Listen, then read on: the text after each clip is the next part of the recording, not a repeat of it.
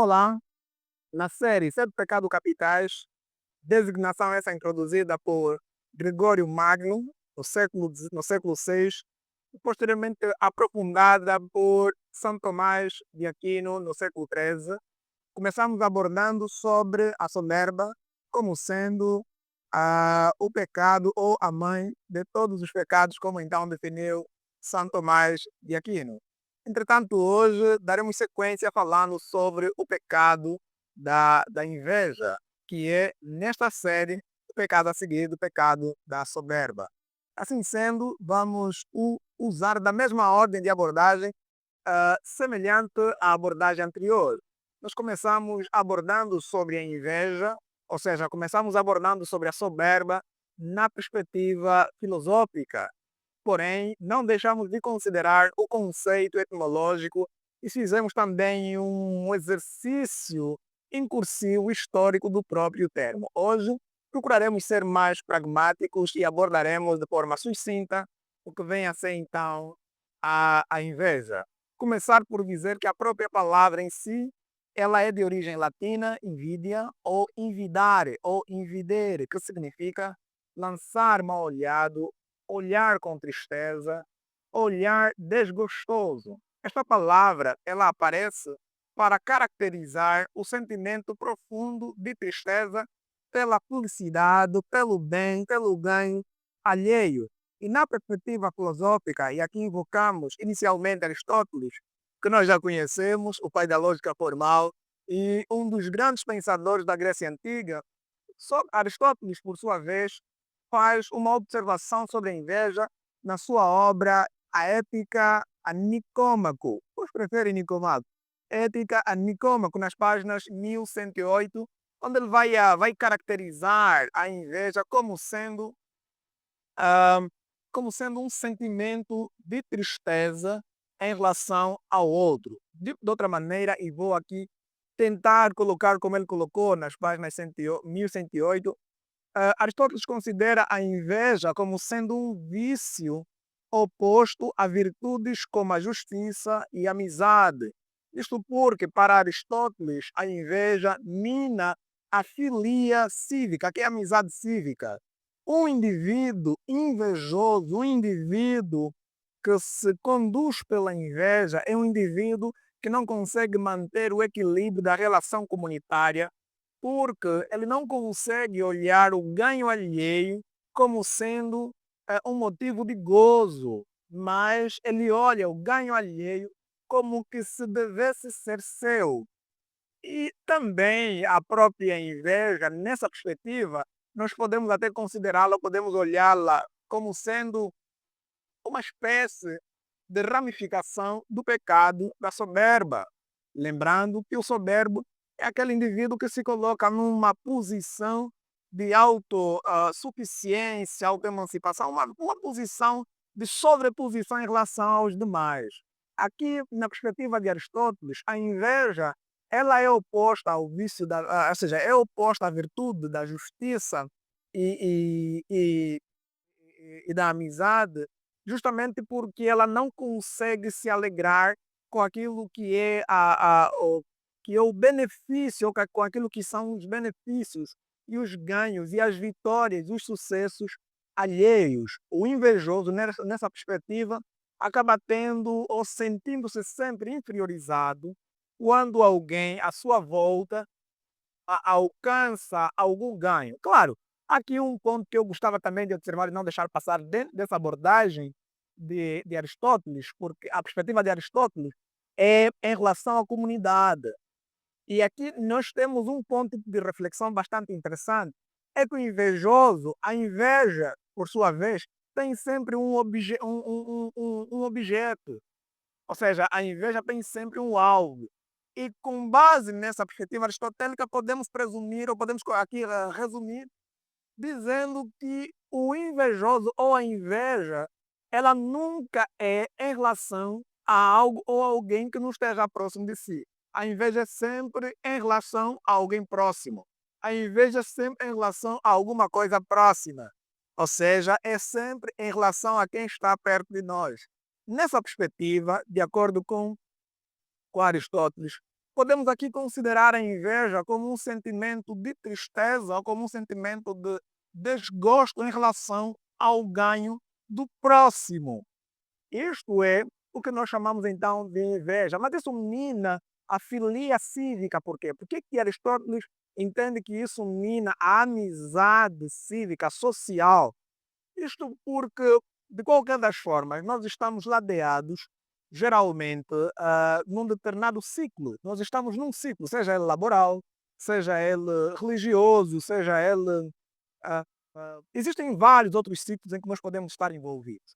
E a inveja, sendo este sentimento de incontentamento, de tristeza profunda pelo bem alheio, imagine como isso pode funcionar. Vamos olhar aqui numa perspectiva prática. Como isso pode funcionar à luz da realidade laboral? É eu não me sentindo contente com o ganho do colega, por exemplo. À luz da realidade religiosa, é eu não me sentir contente com o crescimento, seja a nível do ministério da palavra, da oração, do próximo, do irmão, da irmã, em outros lugares, a nível do lar. O lar é uma espécie de microcomunidade. É eu não me sentir alegre com os ganhos da minha esposa, ou a minha esposa não sentir-se alegre com os meus ganhos ainda dentro do lar, eu não me sentir, vamos colocar aqui na esfera da irmandade entre filhos, no caso, é eu não me sentir feliz com os ganhos do meu irmão, da minha irmã. Então, esse sentimento, para Aristóteles, ele acaba, de certa maneira, minando e incorre diretamente numa ruptura clara daquilo que deveria ser uma realidade comunga, aquilo que deveria ser uma realidade comunga sincera, uma realidade comunga ah, ah, ah, transparente, normal. É eu me sentir à vontade, feliz, inclusive festejar com os ganhos do próximo. No entanto, o invejoso, em virtude desse sentimento profundo de tristeza, sempre que alguém próximo a si ganha, ele não consegue desfrutar disso. Entretanto, a par de Aristóteles, tem também Seneca, um dos grandes pensadores da filosofia estoicista. Seneca, por exemplo, ele afirma que a tristeza, e isso até bem mais profundo, né? Ele fala isso na sua obra De Vita Beata. Ou seja, para Seneca, ele fala algo muito interessante. Ele diz que a tristeza é um sentimento, vamos tentar colocar de uma outra maneira. Vamos tentar parafrasear as palavras de Seneca. Seneca diz que a tristeza é um sentimento que fere primeiramente o próprio invejoso. Em outras palavras, Seneca diz que a tristeza ela é triste antes de se entristecer pelo bem alheio. Para Seneca, a tristeza ela acaba de certa maneira acaba de certa maneira ferindo, destruindo o invejoso antes do invejado. Por quê? Porque o invejoso é descontente, o invejoso é profundamente triste, o invejoso é alguém que insatisfeito. Várias outras conotações podemos aqui atrelar para caracterizar o invejoso na perspectiva de Seneca, porque segundo esse filósofo, ele entende que o invejoso ele começa a destruir-se a si antes de destruir o outro. Por quê? Porque a inveja ela, ela não começa a se repercutir. Ela primeiro nasce no coração do invejoso, daquele que se permite então sentir isso, que se permite ser dominado por isso, e depois acaba ampliando ou acaba tendo repercussão externa. Nessa repercussão externa, nós temos o invejado, em algumas vezes, sendo atingido. Claro, tem invejado que não se sentem atingidos, nem são mesmo atingidos, mas alguns são, e isso é um fato. E depois nós temos aqui no nosso contexto angular, na questão da tala, não tala, que é um cenário que nós, durante um tempo, vivenciamos.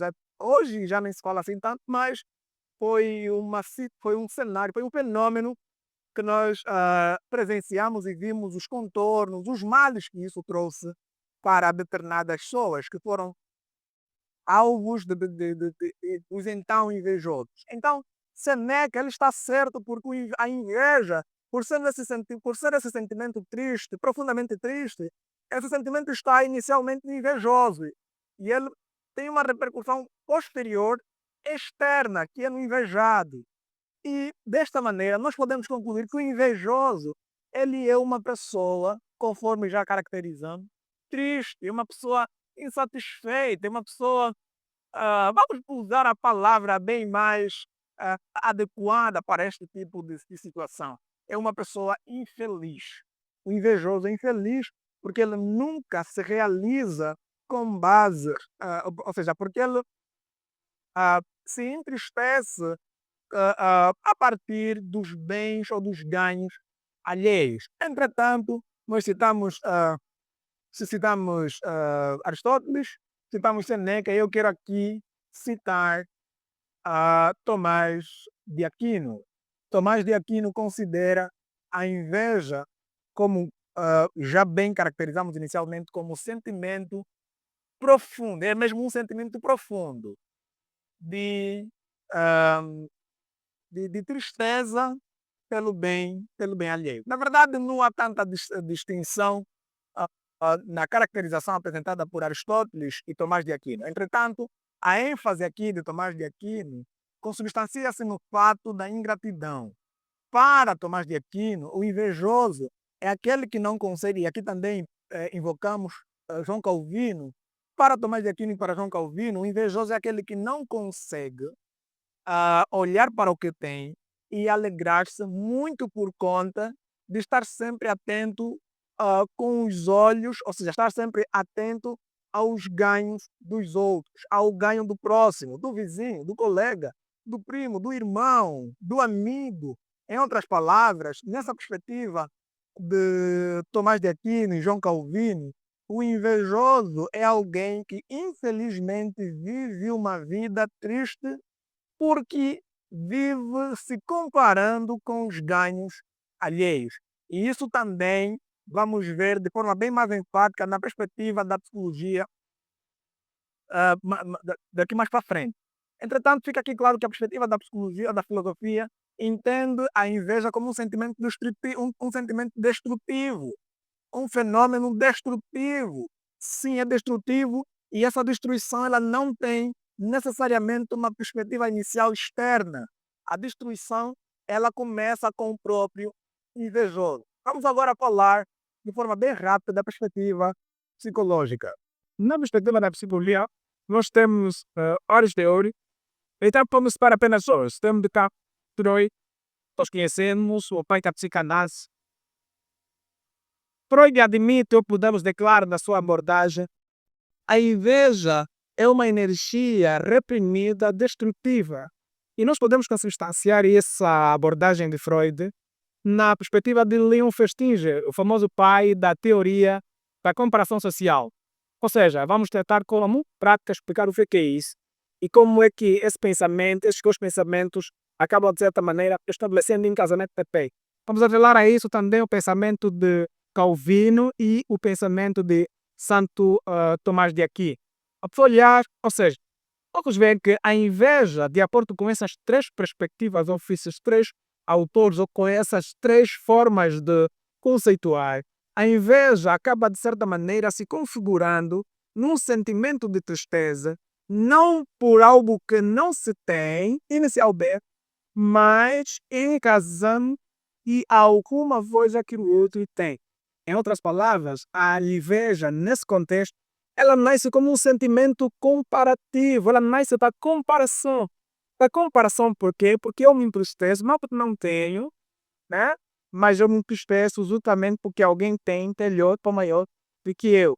E isso é não mais do que a inveja em sua forma prática, de forma muito clara, sem muitos rodeios. Tá aí, é basicamente isso. E aqui nós fizemos um salto gigantesco e vamos para a perspectiva teológica, olhar para a vida, vemos como é que aqui, por exemplo, em vários episódios mostramos a inveja. Temos o caso clássico de lá do início, Caim e Abel. Temos o outro caso clássico de José e seus irmãos. Temos o caso de Saul e Davi. E temos vários outros casos. A começar no caso de Caim e Abel, A inveja que acabou gerando o primeiro suicídio, o primeiro homicídio no mundo, ela nasce exatamente dessa observação que nós acabamos aqui de fazer. Ela nasce do sentimento comparativo.